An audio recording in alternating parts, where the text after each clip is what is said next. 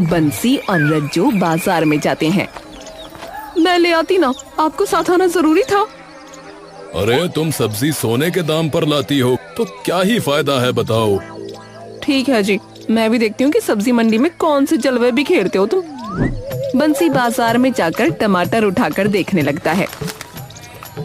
अब भाई ये टमाटर कितने के दिए? भाई साहब 100 के 1 किलो हैं। ये सुनते ही रज्जू और बंसी चौंक जाते हैं।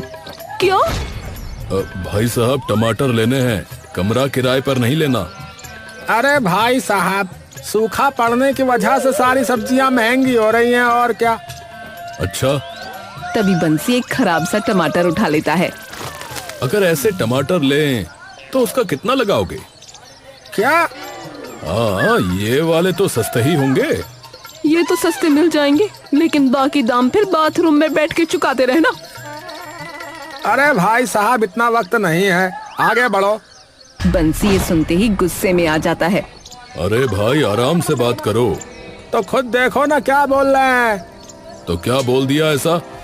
भाई साहब, इतना ही शौक है ऐसी सब्जियां खाने का तो नाले में पड़ी रहती हैं, वे उठा लिया करो, फिर खा लेना, मुफ्त में है। तू जानता नहीं है कि मैं कौन हूँ? रज्जू तभी बंसी को वहाँ से खींच कर ले जाती है। क्या हो गया है तुम्हें? अरे शुरू उसने किया था। दूसरी क्लास में हो क्या? चलो चुपचाप।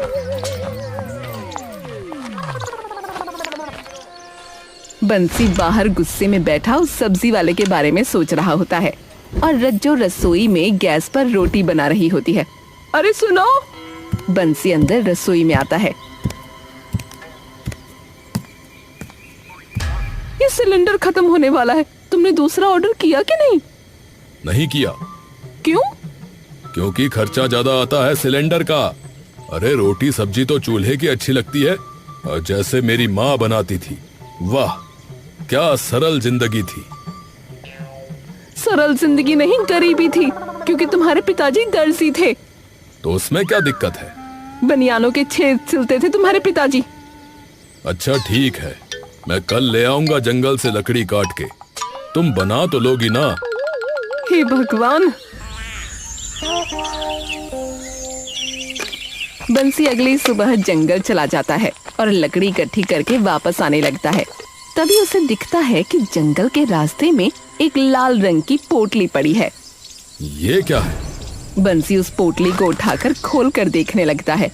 अरे इसमें तो किसी चीज के बीज लग रहे हैं। एक काम करता हूँ, घर ले जाके उगा देता हूँ, क्या पता कुछ काम का ही उग जाए। बंसी तुरंत उस पोटली को अपनी जेब में रखकर घर आ जाता है।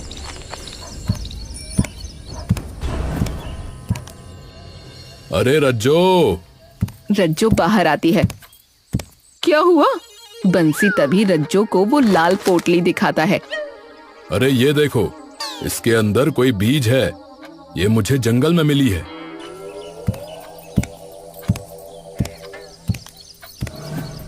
बंसी जी, एक बार बाहर आना। क्या हुआ? अरे यार, ये तो एक बार। बंसी जैसे ही बाहर निकलता है, रज्जो तभी गेट बंद करके अंदर घुस जाती है। अरे क्या हुआ? मुझे बाहर खड़ा करके गेट क्यों बंद कर दिया? कौन हो तुम? क्या? बताओ कौन हो? मेरे पति के पीछे क्यों पड़े हो? अरे क्या बोल रही हो? मुझे सब पता है ऐसे टोने टोटकों के बारे में। किसने दिया है उन्हें, ये बताओ। अरे रज्जो गेट खोलो, मैं ही हूँ तुम्हारा पति, बंसी। मैं कैसे मानूं? बंसी तभी रसोई की खिड़की में से देखता है कि दूध उबलकर बर्तन से बाहर निकल रहा है। अरे रज्जो, अरे दूध निकल गया, अरे भागो, अरे अभी के अभी, वरना 5 दिन चाय पीनी छोड़नी पड़ेगी। रज्जो एकदम से दरवाजा खोलती है। ये तो सच में तुम हो? अरे भागो, दूध निकल गया, भागो। बंसी भागकर तुरंत गैस बंद कर देता है और बाहर आ जाता है। अरे इतनी बड़ी आपदा आ गई थी और तुम्हें जरा भी नहीं पता। बंसी ऊपर से नीचे तक कांप रहा होता है। हे भगवान! अरे दूध ही निकला है, कोई भूकंप नहीं आया, ऐसे कांप रहे हो? अच्छा वो छोड़ो, ये देखो, ये मुझे बीच रास्ते में मिली थी। बच्चों को भी पता होता है कि सड़क पे पड़ी चीज नहीं उठानी चाहिए। अरे इसके अंदर कुछ बीज हैं, तो मैंने सोचा साथ ले जाता हूँ, क्यों खराब करने। पर है किस चीज के? अरे बीज हैं, जिस भी चीज के हों, कुछ ना कुछ तो उगेगा ही। चलो चलो बाहर आंगन में लगाते हैं इन्हें। बंसी और रज्जो बाहर आंगन में उन बीजों को बो देते हैं।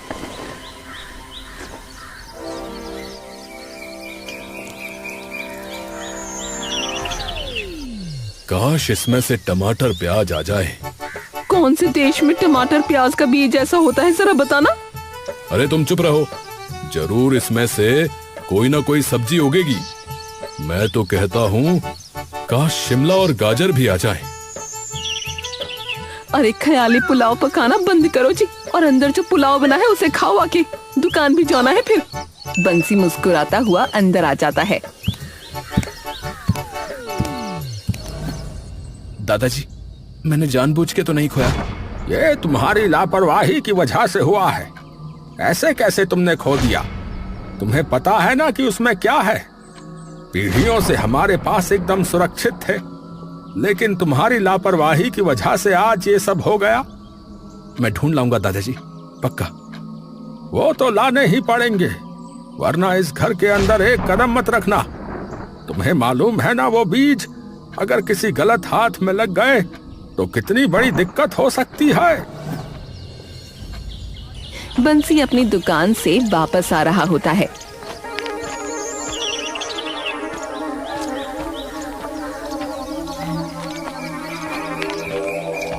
कि तभी उसकी नजर अपने आंगन पर पड़ती है और उसे देखते ही वो जोर जोर से रज्जो को बुलाने लगता है। अरे रज्जो, रज्जो, अरे रज्जो। रज्जो सोफे पर बैठी होती है कि एकदम से वो उसकी आवाज सुनकर उठ खड़ी होती है। हे भगवान, लगता है फिर से उस कुत्ते ने इनका पजामा पकड़ लिया। रज्जो दौड़ती हुई बाहर जाती है। क्या हुआ? अरे ये देखो। जैसे ही रज्जो सामने देखती है, उसके भी होश उड़ जाते हैं। ये क्या है? अरे मुझे नहीं पता, पर जो भी है चमत्कार है। बंसी और रज्जो पास जाके उन सभी सब्जियों को देखने लगते हैं। वाह, मेरे पुण्य का फल आखिरकार मुझे दे ही दिया भगवान, जय हो। कौन से पुण्य कर दिए तुमने? मंदिर में दान तुमसे होता नहीं, वहाँ तो तुम यही बोलते हो प्रसाद ले तो लिया। तो फिर जादुई बीज कैसे मिले मुझे, ये बताओ। ये तो सच में कमाल हो गया जी। चलो चलो तोड़ो सब्जियाँ, अब तो आराम से खाएंगे। बंसी और रज्जो वो सब्जियां तोड़कर अंदर लेकर जाने लगते हैं।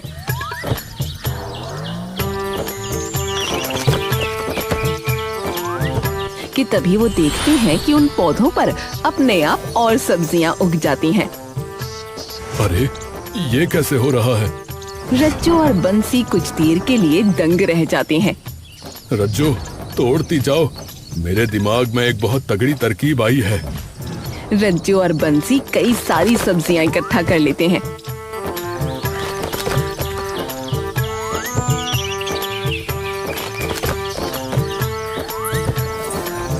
और अंदर लेकर आ जाते हैं।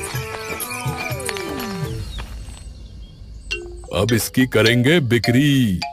क्या? सोचो, अगर हम मंडी में इसे सही दाम पर बेचें तो सभी हमारे पास आएंगे, क्योंकि मंडी में महंगाई बढ़ी हुई है। ये तो सही कहा, सिलेंडर लेंगे सबसे पहले तो। हाँ, अब खाना चूल्हे पर ही बनेगा। हाँ, तो खुद बना लेना। आदत खराब है तुम्हारी।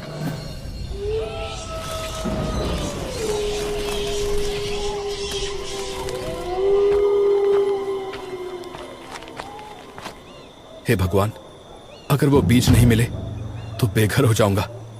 यहाँ तक कि गांव से भी बाहर निकाल देंगे दादा। याद करना पड़ेगा कि आखिरी बार कब देखा था मैंने उन्हें। वीर काफी देर तक यूं ही सोचता रहता है। अरे हाँ, कल जब बकलोलगढ़ जा रहा था तब देखे थे वो बीज आखिरी बार। वहीं जाके देखता हूँ।